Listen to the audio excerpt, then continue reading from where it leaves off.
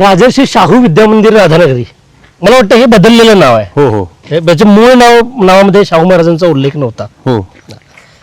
काय सांगाल त्याच्याबद्दल?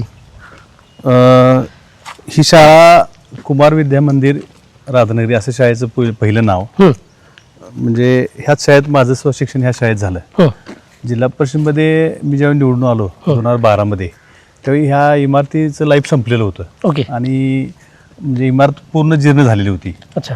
आणि त्यावेळी एक सदस्य म्हणून ती इमारत बांधणं काय माझ्याकडून शक्य झालं नसतं. मला इच्छा होत होती पण करायचं काय असा प्रश्न होता, निधीच नव्हता.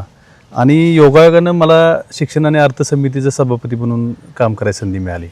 आणि ज्यावेळी माझी पदाची घोषणा झाली किंवा अभिजित आयशेंना शिक्षण समिती सभापती पद द्यायचं, त्यानंतर पहिल्या 2-3 मिनिटात जर माझ्या मनात काय आलं असेल तर मला खूप बरं झालं, किमान माझी शाळा तरी मला बांधकाम करून पूर्ण करता येईल. बरोबर. असा विचार माझ्या पटकन, कारण सभापतीला तो अधिकार राहतोय ना निधी मंजूर करायचा.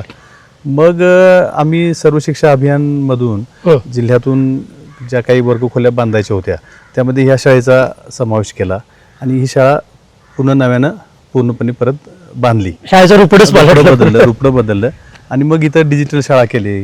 परत हे बाहेर डिजिटल शाळा. हा डिजिटल शाळा आता त्यामध्ये वेगवेगळ्या ऍक्टिव्हिटी सुरू केल्या. बरोबर. ग्रामस्थांनी यामध्ये मोठा सहभाग घेतला. कुणी कमान बांधून दिली, कुणी स्टेज बांधून दिलं. ओके. म्हणजे लोकसहभाग प्रचंड गावातल्या लोकांनी खूप मोठा सहभाग त्यामध्ये घेतला होता. अशाच नवनवीन अपडेटसाठी डिजिटल कोल्हापूर चॅनेलला सबस्क्राईब करायला विसरू नका.